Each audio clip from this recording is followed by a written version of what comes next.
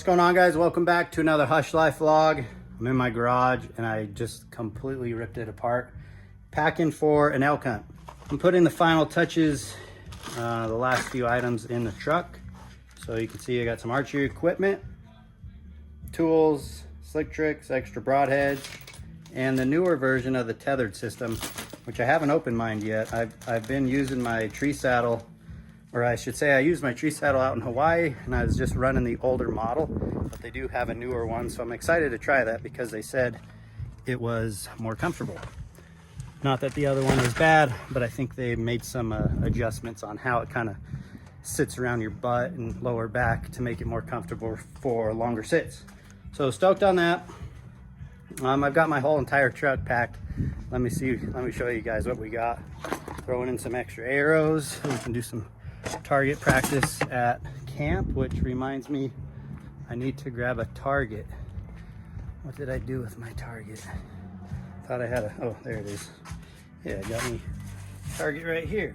We're gonna grab that, throw that in the truck so we can shoot at camp. Oh, there's so much stuff that goes into like a long camp where I plan to be there for a while, cook food, camp, four-wheeler. Let me show you what we got. So here's the back of the truck. Got some totes full of hunting equipment. Got a propane tank. That hose around it is an adapter for the smaller Camp Chef adapter, like a kind of like the same thread as a Coleman propane tank. Camp Chef system. I got the chair, got some climbing sticks, water bottles, cooler for food and daily use, generator, gas, target, which, let's see if we can throw this puppy up here. Pretty dense little guy. Throw that in there. So that's the truck. And then over here we've got the quad. I'm taking my Can-Am. We've got four-wheeler ramps, the Jumping Jack Blackout Edition, of course. This cooler is going to be for backup ice and when I get a bull elk. That's what we're doing, guys. We're hunting bull elk with a bow, just going solo. Glad I came back here. I need to strap these down. So that's the setup inside and outside of the Tundra. Really been enjoying this truck. It doesn't get the best of gas mileage, but it sure is smooth and comfortable. And in the crew cab, or whatever they call this, there's plenty of space. So shutting her down, we got the bow inside, if you can see that. Got some charging cables and whatnot. And now it's time to get some clothing ready. When you do a big old camp like this, and it's the first one of the year, it's always like, all right, what am I forgetting? There always is something. I got my boots, trekking poles. Again, still need to pack all the clothing. I got some meat. I'm taking tuna fish, whitetail, and elk to camp. Still have to go grocery shopping. What else do we have in this mess? Guys, there's so much junk. Oh, too much gear. I think we're decent on the truck now. It's just a matter of getting my clothing put together. So that's my plan, guys. I'm going on a solo elk hunt. I always like to do at least one solo trip of the year, and for the last few years, I would say it's mostly been Idaho rifle deer. So this year it's going to be Utah archery elk, and I'm really wanting to get an elk by myself, pack it out by myself, and just enjoy the suck of the entire situation. See, I got more stuff in here too. This is all out of my truck, so it's like, what is there and what may I need? Ooh, electrical tape. Take that. So Matt is actually up guiding. He's got a couple clients he wanted to guide this year, and we figured that'd be a good idea to give him a chance to go do what he loves. And for us all to kind of do our own thing. Bmack is preparing for an elk hunt, and Casey and Logan are out on an antelope hunt. So everybody's kind of scattered. You guys know the program around here. We're always split up except for a few hunts a year, which we're gonna try to do more of those this year. That's kind of it for me. I'm gonna film this hunt kind of vlog style, daily style, just between my vlog camera, my phone, and my GoPro. I'm gonna try my best to get the best footage I can while archery elk hunting, which isn't easy, but I sure do enjoy it all. So I'm gonna be doing that for you guys, and then when I come back, it'll just be part of our fall hunt series. So I'm excited. Hope you guys are enjoying the content, and good luck to everyone who has a tag. A lot of states opened up September 1st. So if your state's open, let us know what you're hunting in the comments. I'm gonna pass this off to the other guys, and we'll see you when I get back. Guys, welcome to my part of the vlog. It's hard to believe that September is officially here. Alaska added a new element to the hunting season. We started super early. Can't wait to share that with you guys a little bit later. But before we jump out on some of the hunts we have coming up, I'm in the process of digitizing some old footage. Let me show you what I'm talking about. So that is my dad's old school Hitachi camera that would shoot these video 8 tapes. And this one is from a Quebec caribou hunt. 8/21, 1995. So I've got the tape in here, and this is the device that is recording the old footage onto an SD card that's in here. So I've got audio video output. It's out of the S video, and then the power source. This particular camera that we're borrowing is Ben Shed Crazy's, because it had all the right cords, but that's my dad's old footage playing from 1995, and then it's being captured here. Eric picked this up, I think off just Amazon. Clear Click Video 2.0. Look at these old cameras. Add this adjustable eyepiece. You could hold it like this and try to do, you know, you're filming like so with it up to your eye. This one has no viewfinder at all. It has instant zoom though. There's a plus. And then basically the tapes would just fit in to right here. So back in 1995, that was top of the line video camcorder. So this year we are digitizing some old school footage, and I think if it all works out okay, we're going to be incorporating some of this stuff into this coming fall's video footage that we put out for you guys. So I know I've got this stuff in my dad's. I've got a bunch of old stuff when I first started filming years and years ago. Casey has a bunch. Obviously Eric has a ton of footage. He's already kind of started the process, but if you're interested in digitizing old footage, I'd recommend, you know, looking into that. So far it's super easy. You just hit record, and if you have like a ton of stuff, let's say you had been filming, you know, a deer or an elk on a hillside for 20 minutes, you can pick and choose what clips you would like to record simply by utilizing the device. So you can hit record, and then when you're done, like say you got a minute of it and you're like, oh, it's plenty, stop, fast forward your video to like a new clip, hit record again. So you can kind of be choosy. For this caribou hunt, I'm just kind of letting it ride. It was one singular tape that my dad recorded. Don't really know what's on there. I don't think I might have seen this back in 1995, but back then I was a senior in high school when my dad and his cousin Roger went on this trip. So it's going to be pretty funny to watch this. Once it gets digitized on the SD card, then I can just plug it into my laptop and away we go. So anyways, I'm working on this. We'll catch back up in a little bit later, but appreciate you guys sticking with us for the vlog. I wish all of you tremendous amount of luck, success, and really just joy getting out in the field. The world's still been a crazy place, still dealing with this COVID situation, and certainly going to cherish every waking moment of this fall that we have out chasing deer or elk or whatever the species might be. So best of luck this fall, and we'll catch up a little later. There we go. Now we got some focus. Guys, welcome back to the vlog. New week, new things are happening. I am currently at home right now. We just got back from an antelope hunt, a short antelope hunt. Me and Logie went and spent 3 days chasing antelope around with my bow. Super fun. Here's a little clip from that.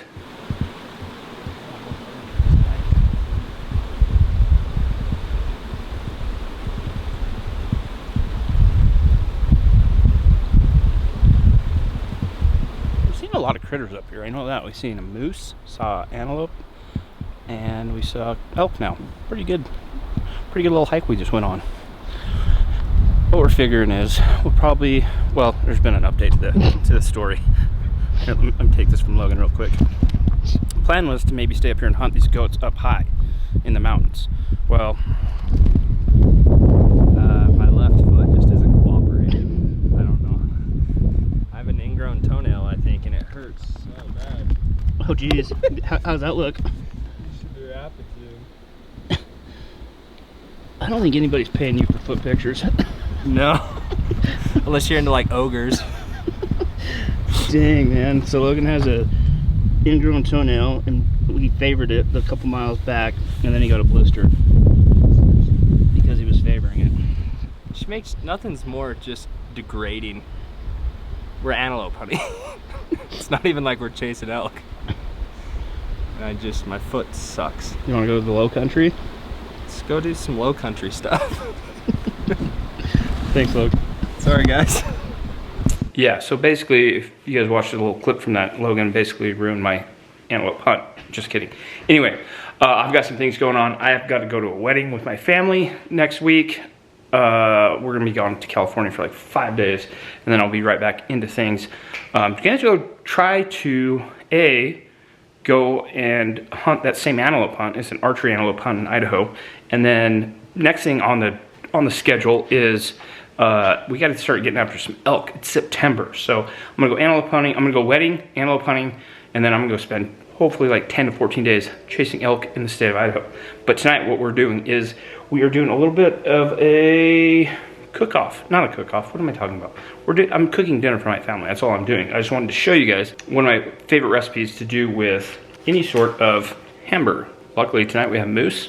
I like to mix this recipe with hamburger and a little bit of sausage. We are doing, I'm gonna do like a Korean style meatball on rice. So it's not gonna be a full recipe video. I'm just gonna kind of like run through real quick how to do this. If you guys want to see a full recipe video on this recipe, let me know and I'll do it. All the things you will need: a bowl, meat, some eggs, some seasonings, some sauces.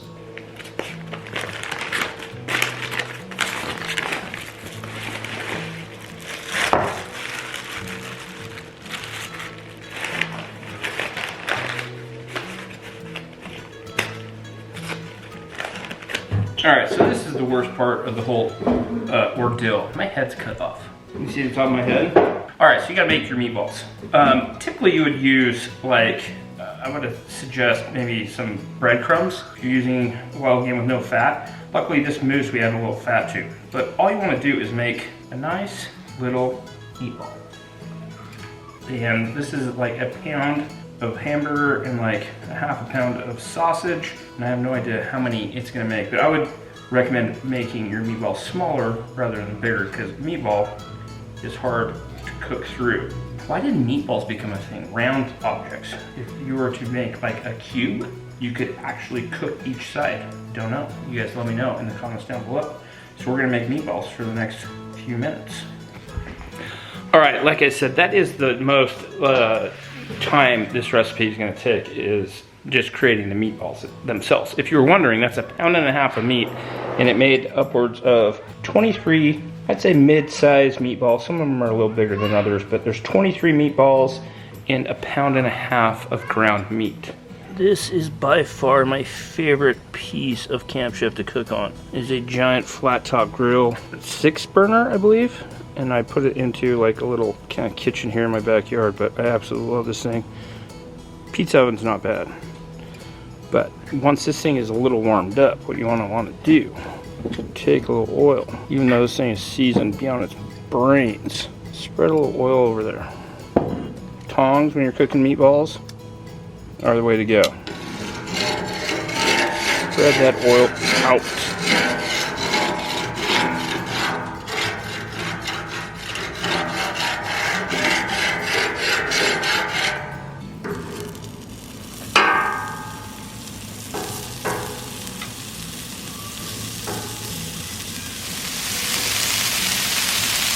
I love this recipe for a few reasons. It's obviously super delicious, or else I wouldn't love it.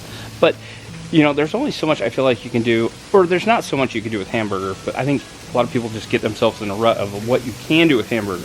You know, burger patties, which are phenomenal, chili, soups, anything like that you can do with burger.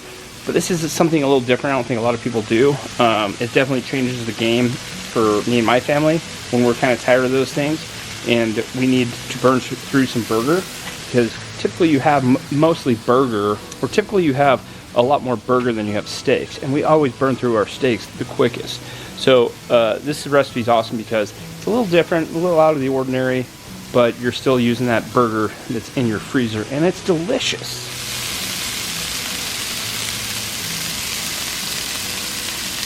All right, so like I was saying, it's hard to cook these things through because if you do them right, they're supposed to be round. I want to figure out a way to do them in a cube.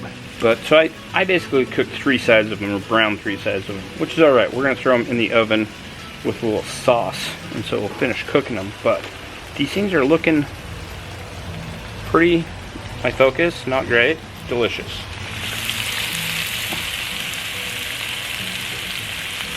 So the sauce I've always used for this is this Korean barbecue marinade. I don't even know what the brand is. Bibigo, maybe? But I decided I'm gonna mix it up and mix it half and half with this. I really like this. This is soye island teriyaki. So we're gonna mix that half and half, and then we're gonna put it in a cooking dish, and we're gonna put it in the oven on 350 for like 20 minutes. And that's gonna finish your meatballs out, your moose meatballs. So while the meatballs are in the oven, all I did is cut up a few peppers, some onions. I'm gonna saute them with a little bit of garlic, a bit of salt, and that's really gonna bring this recipe together. We don't want them to be divided, we want them to be together. As a dad, I always have to try it before I give it to my kids, my wife, make sure it's not poisonous. So just pulled this out. It's probably super hot, it might burn my mouth, but it's definitely done.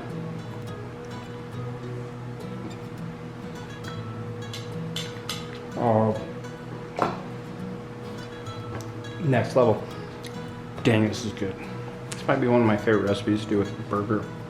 Here's my first victim, Mr. Winston Boy. He wants, I gave him his options.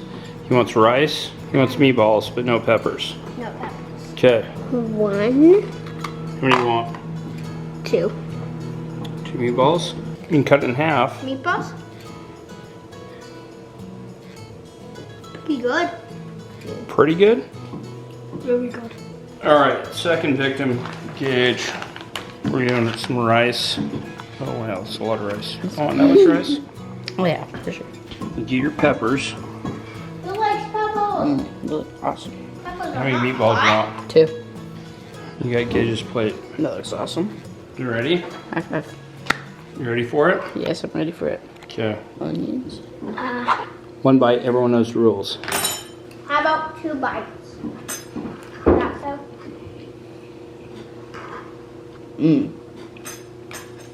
Lots of flavor in there. We got some onions, we got some peppers, we got some meat. It's awesome.